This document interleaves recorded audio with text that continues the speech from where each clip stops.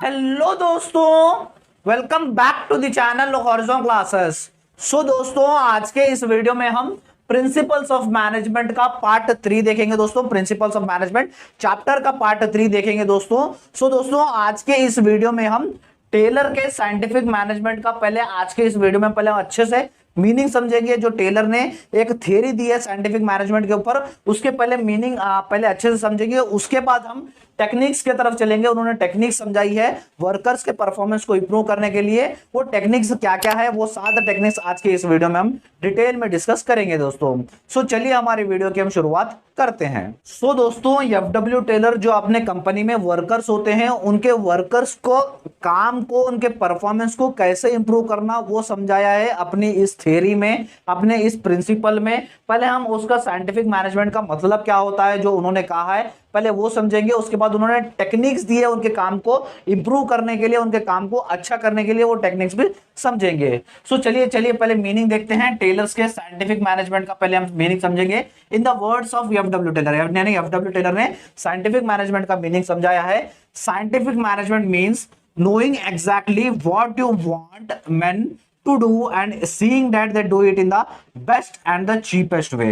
So scientific management का meaning वो क्या समझा रहे हैं। साइंटिफिक मैनेजमेंट कुछ नहीं है। साइंटिफिक मैनेजमेंट का मतलब होता है जो आपके वर्कर्स होते हैं, जो आपके एम्प्लॉयज होते हैं, आपको पहले ये जानना है, जरूरी है कि आपको उनसे एक्चुअली में क्या काम करवाना है। आपको पहले ये माइंड में होना चाहिए कि आपके जो भी वर्कर्स है, आपको मेन एक्चुअली उनसे क्या काम करवाना है, और बाद में उसे देखना है कि वो काम वो लोग अच्छे तरीके से और कम से कम खर्चे में कर रहे हैं या नहीं। ये आपको ऑब्जर्व करने को ही हम साइंटिफिक मैनेजमेंट कहते हैं।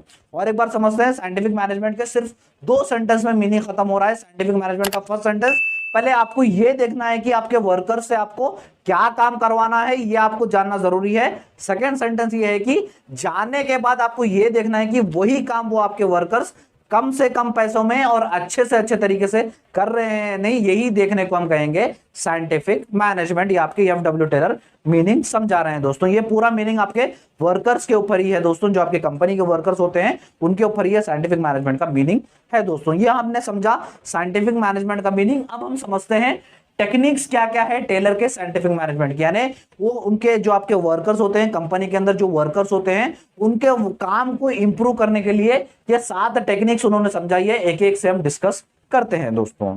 सो दोस्तों, फर्स्ट टेक्निक है फंक्शनल फोरमैनशिप। फोरमैनशिप का मतलब होता है आपके कंपनी के सुपरवाइजर्स को फोरमैन कहते हैं। उनका काम क्या होगा। हर कंपनी एक्सपेक्ट करती है कि अपने सुपरवाइजर्स अच्छे से अच्छे काम करें, और एफडब्ल्यू टेलर भी कह रहे हैं आपके जो कंपनी के सुपरवाइजर्स होते हैं वो अपना बेस्ट दे कंपनी के परफॉर्मेंस के लिए दोस्तों। और एफडब्ल्यू टेलर कुछ क्वालिटीज बता रहे हैं सुपरवाइजर्स के अंदर होने की। अब जैसे क्वालिटीज होनी चाहिए, वो एजुकेटेड होना चाहिए, वो इंटेलिजेंट होना चाहिए, वो स्किलफुल होना चाहिए, वो हॉनेस्ट होना चाहिए, और उसके पास गुड हेल्थ होना चाहिए बोल के ये सारे क्वालिटी समझा रहे हैं एक सुपरवाइजर के अंदर। और टेलर कह रहे हैं ये सारे क्वालिटीज आप सिर्फ एक व्यक्ति के अंदर, एक बंदे के अंदर, एक पर्सन के अंदर नहीं मिल सकती ये सारी क्वालिटीज बोल के एफडब्ल्यू टेलर कह रहे हैं। और वो कह रहे हैं ये क्वालिटीज आपको अगर ढूंढनी है, अगर आपको वर्कर के ऊपर, सारे जो कंपनी के वर्कर्स रहते हैं उनके ऊपर आपको ये सुपरवाइजर चाह रही है तो आप सुपरवाइजर्स 8 सुपरवाइजर्स होने चाहिए हर वर्कर के ऊपर बोल के टेलर कर रहे हैं। अब 8 सुपरवाइजर्स को उन्होंने 2 ग्रुप्स में डिवाइड किया है। एक उन्होंने डिवाइड किया है प्लानिंग इंचार्ज और दूसरा प्रोडक्शन इंचार्ज। प्लानिंग इंचार्ज में 4 सुपरवाइजर्स होने चाहिए और प्रोडक्शन इंचार्ज में 4 सुपरवाइजर होने चाहिए हर वर्कर के ऊपर बोल के टेलर कह रहे हैं। अब 4 कौन कौन होने चाहिए। अब फर्स्ट है instruction card clerk. Instruction card clerk का काम होता है सारे वर्कर्स को इंस्ट्रक्शन देना कि कैसे काम करें। सेकेंड है रूट क्लर्क, यानी प्रोडक्शन कौन से तरह का, कौन सा मेथड ऑफ प्रोडक्शन इस्तेमाल करना चाहिए बोल के इंस्ट्रक्शन देना चाहिए, रूट क्लर्क। थर्ड है time and cost clerk. Time and cost clerk का ये काम है कि बेस्ट से बेस्ट टाइम यूटिलाइज करे और कम से कम खर्चा है, जैसे प्लानिंग बतानी चाहिए अपने वर्कर्स को, वो टाइम एंड कॉस्ट क्लर्क चाहिए। फोर्थ है डिसिप्लिनेरियन। डिसिप्लिनर का ये काम होता है कि डिसिप्लिन मेंटेन रखने का काम होता है डिसिप्लिनेरियन का। उसके बाद देखिए दोस्तों, उसके बाद प्रोडक्शन इंचार्ज के 4 ऐसे कौन से सुपरवाइजर्स होने चाहिए जो टेलर ने समझाया। फर्स्ट है स्पीड बॉस। स्पीड बॉस का काम होता है कि अपना काम जो भी कंपनी में हो रहा है वो फास्ट तरीके से हो। सेकंड है गैंग बॉस। गैंग बॉस का ये काम होता है जो भी वर्कर्स मशीनरी ऑपरेट करते हैं वो मशीनरी को रेडी रखने का काम करना चाहिए गैंग बॉस का। थर्ड है रिपेयर बॉस। कोई भी मशीनरी में या तो फिर टूल्स में कुछ भी खराबी आई तो रिपेयर बॉस होना चाहिए उस मशीनरी को रिपेयर करने के लिए। उसके बाद फोर्थ है इंस्पेक्टर। इंस्पेक्टर का ये काम है कि काम अच्छी क्वालिटी में हो रहा है नहीं हो रहा है वो क्वालिटी चेक करने का काम होता है इंस्पेक्टर का। सो ये जो आपके 8 सुपरवाइजर्स होने चाहिए हर वर्कर के अंदर, हर वर्कर के ऊपर, तभी आपकी कंपनी अच्छे से बढ़ पाएगी बोल के आपके टेलर समझा रहे हैं हमारे फर्स्ट टेक्निक में, फंक्शनल फोरमैनशिप में। उसके बाद दोस्तों सेकेंड टेक्निक है standardization and simplification of work. Standardization का मतलब होता है टेलर कह रहे हैं आपके कंपनी में जो भी वर्क हो रहा है वो सब स्टैंडर्ड तरीके से होना चाहिए बोल के यहां पर टेलर समझा रहे हैं। चाहे आपको रॉ मटेरियल्स खरीदने से होंगे, प्रोडक्ट मैन्युफैक्चर करने से होंगे या तो फिर प्रोडक्ट सेल करने से होंगे, सारा स्टैंडर्डाइजेशन होना चाहिए आपके वर्क में बोल रहे हैं। वैसे ही जैसे स्टैंडर्डाइजेशन आपने रॉ मटेरियल्स में मेंटेन किया था वैसे ही स्टैंडर्डाइजेशन आपके कंपनी के जो वर्कर्स काम कर रहे हैं उनमें भी स्टैंडर्ड तरीके से काम करना चाहिए, मशीनरी भी स्टैंडर्ड तरीके से काम करना चाहिए बोल के एफडब्ल्यू टेलर कह रहे हैं। वो स्टैंडर्ड आप कैसे पता लगा सकते हैं, वो सारा पता लगा सकते हैं हम ये 4 स्टडी से पता लगाएंगे। ये 4 स्टडी क्या क्या होते हैं हम डिटेल में स्टडी करेंगे दोस्तों। सो कह रहे हैं हर जो भी वर्क हो रहा है वो सारा स्टैंडर्डाइजेशन से होना चाहिए बोल के कह रहे हैं। उसके बाद यही है सिंप्लीफिकेशन ऑफ वर्क, यानी जो भी काम आपकी कंपनी में हो रहा है वो सिंपल तरीके से तो फिर सिंप्लीफिकेशन से होना चाहिए बोल के टेलर कह रहे हैं आपके इस प्रिंसिपल में दोस्तों। सिंप्लीफिकेशन का मतलब होता है जैसे अननेसेसरी या तो फिर अनवांटेड थिंग्स होंगे, अननेसेसरी चीजें जब हटेंगी तो आपका सारा काम सिंपल हो जाएगा, इससे आपके टाइम भी बचेगा, एनर्जी भी बचेगा और आपका पैसा भी बचेगा बोल के टेलर आपको समझा रहे हैं सेकंड टेक्निक में दोस्तों। उसके बाद थर्ड है मेथड स्टडी। वो कह रहे हैं कुछ भी आप अगर टास्क या तो फिर कोई भी काम स्टार्ट कर रहे हो आपकी कंपनी में तो आप मेथड स्टडी करना चाहिए। मेथड स्टडी से क्या पता लगेगा, मेथड स्टडी से आप ये पता लगा सकते हैं कि कौन सा भी काम आप कितने अच्छे तरीके से यानी बेस्ट वे से कर पाएंगे वो आप अपने मेथड स्टडी में पता लगाइए बोल के टेलर कह रहे हैं। यानी कौन सा भी आप टास्क परफॉर्म कर रहे हैं तो उस टास्क को हम किस तरीके से अच्छे तरीके से परफॉर्म करेंगे वो आप मेथड स्टडी में पढ़ेंगे। और आपका छोटा सा छोटा काम होंगे या तो फिर बड़ा सा बड़ा काम होंगे, चाहे रॉ मटेरियल्स परचेस करने से आपका प्रोडक्ट डिलीवर करने तक, ये सारा आपको बेस्ट तरीके से करना चाहिए और बेस्ट तरीके से करने के आपको वेज ढूंढने होंगे आपके मेथड स्टडी में बोल के टेलर आपको इस टेक्निक में समझा रहे हैं दोस्तों।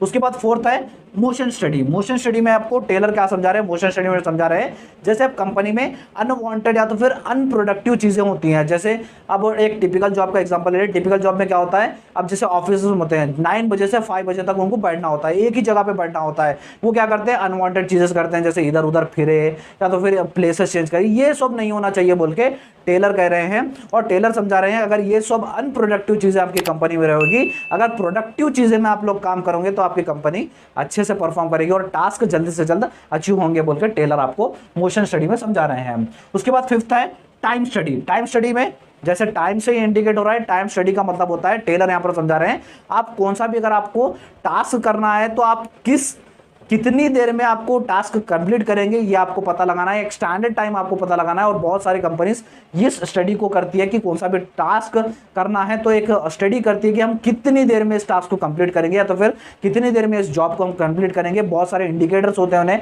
पता लगाने के, जैसे स्टॉप वॉच होता है, इससे आप वो पता लगा सकते हैं कि कितनी देर में हम टास्क को परफॉर्म करेंगे। सो आप स्टडी करना चाहिए कि कौन सा भी टास्क परफॉर्म करने से पहले स्टडी करना चाहिए कि हम स्टैंडर्ड आवर्स क्या होंगे इस टास्क को परफॉर्म करने के बोल के टेलर आपको टाइम स्टडी में समझा रहे हैं दोस्तों। उसके बाद फोर्थ है फैटिग स्टडी। सो आपके वर्कर्स को सिर्फ काम करवाना ही काफी नहीं है, उनको कुछ रेस्ट देना, रेस्ट इंटरवल्स देना, तभी वो अच्छा काम करेंगे बोल के वो फैटिग स्टडी में समझा रहे हैं। एफडब्ल्यू टेलर कह रहे हैं बहुत सारे ब्रेक्स होते हैं जैसे लंच ब्रेक्स या तो फिर टी ब्रेक्स, ये ब्रेक्स आपके वर्कर्स को देना चाहिए। अगर आपका लंबा काम है तो उनको छोटे इंटरवल्स देना चाहिए, क्योंकि अगर वो छोटे इंटरवल्स अगर उन्हें मिलेंगे तो और ज़्यादा फ्रेश रहेंगे और वो रिचार्ज कर लेंगे और अपना काम अच्छी पॉजिटिव एनर्जी में करेंगे बोल के वो फैटिग स्टडी में समझा रहे हैं। उसके बाद लास्ट है डिफरेंशियल पीस वेज सिस्टम। ये मुझे सबसे अच्छा दिखा टेलर्स का। वो कह रहे हैं आपके वेज सिस्टम में, यानी जो आप सैलरी देते हो या वेज देते हो वो डिफरेंट होने चाहिए आपके एफिशिएंट एंड इनएफिशिएंट वर्कर्स में। एफिशिएंट यानी जो अच्छा आपका काम कर रहे हैं, इनएफिशिएंट वर्कर्स यानी जो बुरा काम कर रहे हैं, उन दोनों के बीच में सैलरी डिफरेंशिएट होना चाहिए। यानी जो आपका वर्कर अच्छा तरीके से काम कर रहा है उसको आप वेजेस ज्यादा दें और इनएफिशिएंट जो कर रहा है, जो अच्छा तरीके से नहीं कर रहा है, उसे कम दे। अगर एफिशिएंट करने वाले वर्कर्स को भी मोटिवेट मिलेगा, इनएफिशिएंट को भी मोटिवेट मिलेगा। इससे क्या, इससे एफिशिएंट को तो मोटिवेट मिलेगा ही क्योंकि उसे वेज ज्यादा मिलेगा, इनएफिशिएंट को भी मोटिवेट मिलेगा कि अगर मैं नेक्स्ट बार अच्छे तरीके से काम करूंगा तो मुझे भी ज्यादा सैलरी मिलेगी, बोल के यहाँ पर FW टेलर इस टेक्निक में समझा रहे हैं। सो दोस्तों, ये था हमारा आज का वीडियो जिसमें हमने techniques of Taylor scientific management का आज के इस वीडियो में हमने देखा। दोस्तों एक बार स्क्रीनशॉट ले लीजिए जल्दी से।